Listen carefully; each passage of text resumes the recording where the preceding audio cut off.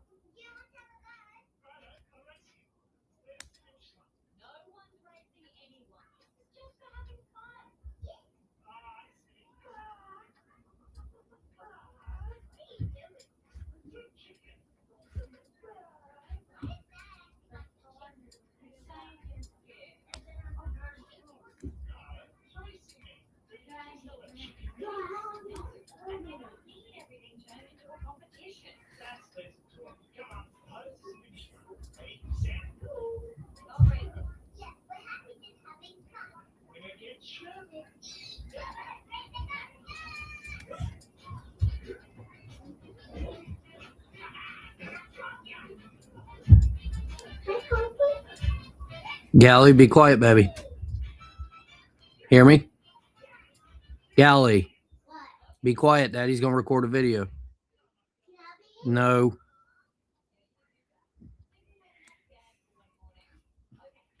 No, you can't. And yeah, with just one with me and you, yeah. All right, go in there and be quiet. You got go, be quiet.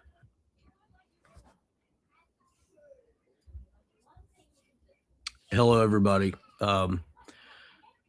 So it's live, and I tried to. That's not working. Anyway, I just wanted to make a small video. Just talk about some things. If I don't have my glasses on, that's because you see what I mean. Like they're like windshields. Anyway, the title is self-explanatory, really. We are all different, right? We all have different backgrounds. We all come from different places. We've all had different experiences, some worse than others. But through all the difference and through all the our different backgrounds, different environments, we share a lot of similarity, and those similarities are uh, we each have heartbreak, we each have experienced loss or will experience loss. Um, we each have somebody we love. Um, we each have things that we stress about, and when you stop to think, the world is full of people that are all different, and that is a great thing. If it were all cookie cutter, it'd be very boring. Um, but the similarities that we have in people, and that if we would show each other more um, of an understanding, and what I mean is when you pass somebody in the store, on the road, um, wherever you're at, somebody you don't even know, chances are that they're going through some things that you've either been through or will go through, and you could really see it on people's faces when they're down, or when they're all and the world is such a big place and it's so different. um, but when you get down to the emotions and you get down to the vulnerabilities of people, we're all the same. And you've had that racial garbage that has permeated, you know, everywhere, and that's been since the really as far back in the Bible as you want to go. And to think that someone is inferior based upon their skin color is ignorant. And ignorant's a nice word. To think that someone is inferior because they're poor, um, to think someone's inferior, like now, and specifically when it comes to being a pastor, a lot of people think, well, they want to be referred to as doctor, which they've earned that doctorate, I guess. But that doctorate doesn't mean squat in the eyes of the Lord. He appreciates the effort. And I'm not taking away from any doctors. It was a lot of work, I know. But you're not when you're a doctor and you get offended because somebody calls you pastor, somehow in your mind it is a less prestigious station in life. When you go back to think about it, um, it's not. I mean, and we separate ourselves, either intentionally or just subconsciously, and we do, and there's no need for it. White, black, um, you know, poor, rich, um, whatever nationality, whatever race, whatever, you know, um, that's where the similarities um, they begin on the inside, right? And what I mean is yeah, we look different on the outside, but on the inside, we're all made the exact same way. We are all equal in God's eyes. And I really, here recently, somebody was talking about marriages that are, you know, I won't go too far into it, but if you think that God views one race as inferior to the other, you are mistaken. That is completely not true. Um, and I, as a pastor, won't teach that. And my main point is that we're all capable of love. Some people make it harder than others to love them or to want to be around them. But for whatever reason, it is our goal to separate ourselves. And again, um, just think about that and think if that's something that you do, maybe that you didn't realize you were doing. But what is so different than a wealthy pastor? And again, I think that's an oxymoron, right? Wealthy pastor. It should be. Or wealthy policeman, right? Um, Again, another oxymoron. If you show me a rich cop that's not married to somebody with money, or a job that makes good money, I'm going to be very suspicious as to how the policeman has money. I mean, because you don't make that much money, and pastors, the same way. I don't think a pastor should be wealthy. Now, don't get me wrong. There's nothing wrong with a pastor being wealthy or having money. There's nothing wrong with wealth. There were several people in the Bible, even Solomon, by today's standards, was making, I think, if you broke it down to what the Bible says, he was making, it was like $1 billion a year.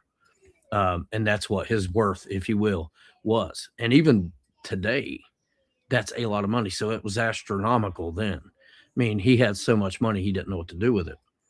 But did that make him different than anybody that was poor?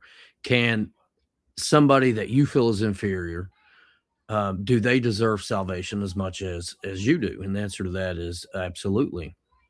We're all the same in God's eyes. We all sin, and as a as Christians, we need to learn to hate the sin and not the sinner, because we're all sinners. And again, there's people that you pass by, and it's very easy to get callous in today's world. It's very easy to detach and to want to disengage from people. It's very easy to just look and say that ain't my problem. Um, you know, um, Somebody that's down under the luck, that's wanting food, you're like, you assume immediately that they're drug addicts, which is possible. I mean, it's very likely. But who are we to decide that they don't need shown love, right? um, if we would look at each other's similarities, we could really, as a world, really help one another. Um, there'd be no need for war. You know, hate is just a human invention, and it has been since the beginning of time, since the fall of man, and it's going to progress until the Lord brings, um, and sets up His kingdom on earth, and then none of that's going to matter. Skin color won't matter. Wealth won't matter. If you have hair, won't matter. That's pretty funny. But just look at people that you pass by. Pay extra attention to people that you pass by. Like I said, Christmas and New Year is very, very depressing for some people, um, and they may associate Christmas with loss, of a loved one. I know in our family, it all happened around that time for some. They may, not want to decorate. They don't want to, I mean, you could genuinely, if you look at somebody and you pay attention and you're just out of your own world, and you're worried more, or worried less about yourself, and you're looking at other people as fellow pilgrims on a journey to wherever. We all have the same pitfalls. We all have the same issues. And society really needs to learn to embrace the love of Jesus. And that love is unconditional, and that love is for everybody equally. Um, and I don't know why we can't figure that out. I don't understand where the issue is, where we can't, um, be kind to one another, even people we don't know. And some people, I'm not saying be silly about it. Obviously, common sense, right? You don't want to, but you know, I had a prosecutor tell me one time that a drug crime, or the delivery of a controlled substance, is a victimless crime. And I don't know if the guy was being funny or if he's oblivious to life, because everywhere you look, somebody is the victim of a crime involving drugs, murder. Um, Along with trafficking of narcotics or drugs, you get trafficking of kids, people. Women are made to be mules. Same with kids. You know, uh, Drugs are tearing people's families apart. And it should bother you really to know that somebody that's selling drugs don't use their own product. And they say a good dealer doesn't dip into his own stash, if you will. There's a reason for that. He doesn't want to be what you are. And the only thing you are to him or her is money. And that's what I try to express to everybody that I come across. And drugs are not victimless. Drugs, there are millions of victims of the drug epidemic. The people that are on the street are victims of their self, really, and the drugs. But once they get that, it is so hard to quit. Like, I mean, if you smoke, you try to give up vape or whatever, tobacco, and you try to give it up, just think of that times who knows how bad, um, when you see people that are sick. And, that doesn't make them any less of a person or any less deserving of God's love or our love than anybody else. They made a mistake and they're paying the full price for it, right? And you should consider yourself lucky that all the mistakes that you've made, that you haven't had to pay the a big price for. You might have learned, you might have got tripped up, you might have did something silly and got some time in jail, or whatever. Um, but if you go back and think of it, couldn't it have been worse? You know, Sometimes some of us get hammered with the incorrect decisions we make, and I can't explain why, but others don't seem to. And, you know, when you see people that are struggling with addiction, or when you see people that are struggling with mental health, especially this time of year, um, they may not have any friends. Like, if you go to the gym or you go anywhere, work, and you see somebody that's always secluding themselves or separating themselves, and you hardly ever see them laugh or smile, there is absolutely nothing wrong with going over and trying to be friendly. And even though they might put you off at the beginning and tell you to step back or whatever, I think eventually they'll open up to you. There could be a litany of reasons why they're not wanting to, um, allow anybody that close to them. But, seek out the people that need help. That if you've struggled with mental health, we all bleed red. Um, we our bodies function the exact same way. Nobody's better than the other, no matter what. And even the people, if you see somebody struggling, and you've struggled yourself, with mental health or depression, anxiety, if you see that, you know what it looks like, right? So you can pick it out pretty quickly. There's nothing wrong with just going over and asking them how their day is, or you know just I mean, I'm an advocate, obviously, of Jesus Christ. I feel like that Jesus Christ will and can and should be allowed to solve, because he could solve the world's problem. And but that would require the world be looking for a solution, and I don't believe it is. You should spread that love that Jesus gave us to everybody, and that love is unconditional. And the Bible, it's referred to as agape love, which is unconditional love. Um, and we as humans put conditions on our love, correct? We do, whether you think you do or not. Think about it, you do. You put conditions on your love, and God does not. And that's a good thing, because had he put conditions on his love, I wouldn't be here. I don't know where I'd be. Probably in a ditch or dead or in jail. Who knows? But when you see each other uplift each other, even if you don't know somebody, you know, we're all, it's really as simple as we're all on a path, that ends in the same, or it ends in two places, and either A, heaven, or B, in hell. And we should strive as Christians to take as many with us to heaven as we can, and to spread Jesus's love. And that means even to people that don't deserve it in your eyes. That means to people that really annoy you, or just for whatever reason, like, you've ran across somebody, they say, that just has a punchable face. For whatever reason, you see somebody and you just want to punch them.